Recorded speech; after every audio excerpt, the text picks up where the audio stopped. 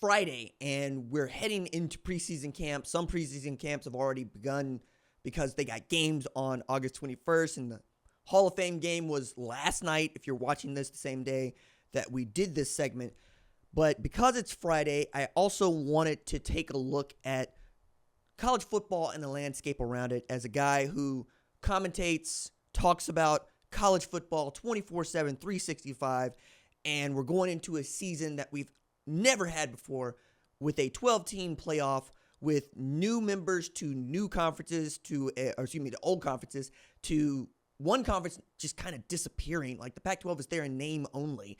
But the Big Ten is going to be a lot of fun. The SEC is going to be a lot of fun. The Big 12 is going to be a lot of fun. Even the ACC is going to be a lot of fun. And we're in that season where we're making predictions about conference champions and who's going to play for the conference championship. I gave some predictions for the Big Ten, for the SEC, for the ACC, for the Big 12. One of those got a lot of people's attention. It is the SEC pick that I made. And there's reasons as to why, and I'm going to address that in another segment. But you see Oklahoma and Texas, you're going, I don't know, RJ. I'm going to get to that, I promise. It's not a Yahoo or me trying to troll you. It is me trying to make a point inside of these lists. I also wrote about this at foxsports.com for those that want to get some detail and don't want to wait for the segment to come out. Now, I'm in the mode now of thinking about what the future of the sport's going to look like at the big boy level. That is, at the Power 4 level. We got 68 teams that we all consider to be Power 4, right? One of those teams is Notre Dame. And Notre Dame is the only one of those teams that is not a conference member. They have an affiliation with the ACC. And I've always joked, because it is true, that this Catholic university is in an open marriage with the ACC because they do play a ton of ACC teams in Olympic sports, and they play the ACC in a football schedule, and they even take money from the ACC. But they do not play in the ACC championship because they're not an ACC member in football. Doesn't stop them from taking $17 million from the ACC annually, and that might be just another reason as to why Clemson and Florida State are looking at this conference going, what the hell did we even sign up for? We realize we signed the contract like everybody else, but can we say that this was a really bad prenup for all of us and we would like to get out of it and renegotiate? The answer to that question has basically been no, you can't. You signed the contract. You saw what was in it.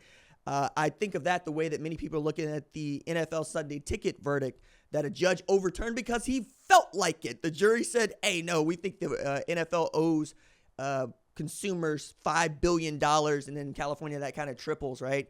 And he said, I think you're wrong. I don't think you paid attention to the instructions, so I'm just going to rescind this, and we're going to say that the NFL won this lawsuit.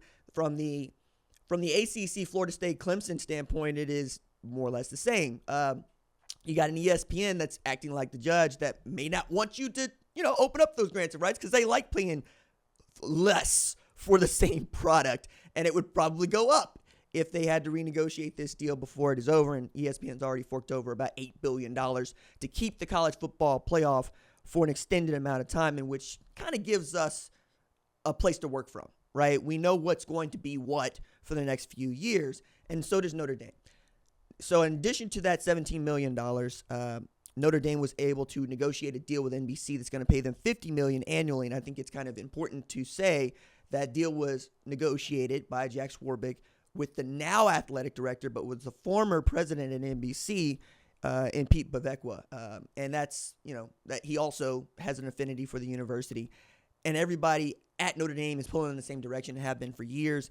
The thing that I think is interesting about all this is not just that Notre Dame is basically making the same kind of money that the SEC and the Big Ten make as an independent, but that they have been able to convince us for years that they are that important to the sport. Follow me on this one. I understand some of y'all don't do Formula One, some of y'all don't do racing, but I'm going to try to make this one clean by using the most popular racing team in the world. I'm a racer. I love going to race. I ride bikes. I got an MR2 Spider that I put through autocross. I'm about it, right? Lewis Hamilton is my favorite race car driver, and he's going to race for Ferrari next year, and I'm fine with that because I am a Lewis Hamilton dude. I say that to say there is a clause in the Concord Agreement, which is not unlike the grant of rights, if you will, for the ACC or the kind of contract you sign as a conference member or even to participate in the college football playoff, that allows for an annual bonus that is only given to Ferrari at 5% of whatever it is that these F1 teams bring in. You'll hear them talk about the prize money that pays out, and you'll hear about grid fighting up and down among the 10 teams because you get paid more for winning. You get paid less for losing. Like, you're going to make the least amount if you finish 10th. You're going to make the most if you finish first.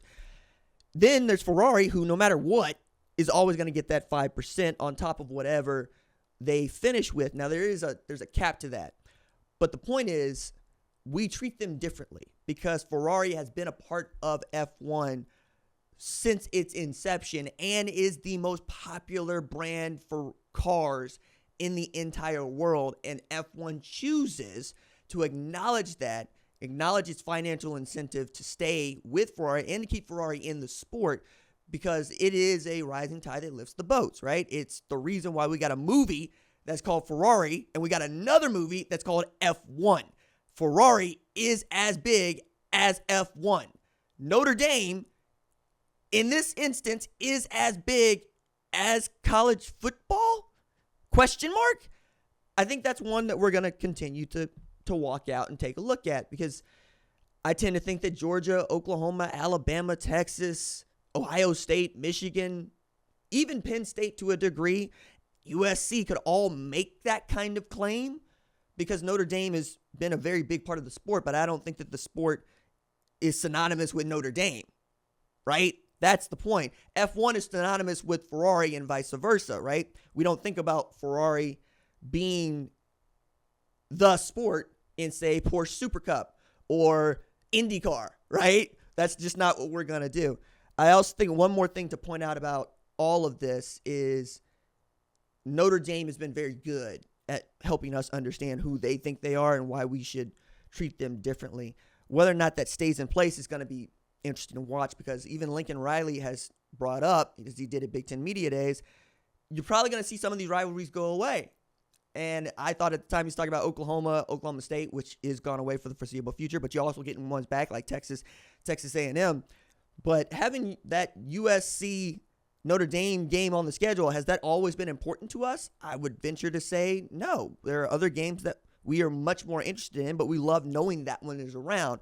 That said, they played each other a bunch of times, and it is important to them, and it is great to see on the calendar, especially when they are each ranked. When they're not, it's just kind of another game. I think these are all things for you to ponder because you, who are very smart and watch this show, help me, and we are purveyors of the sport.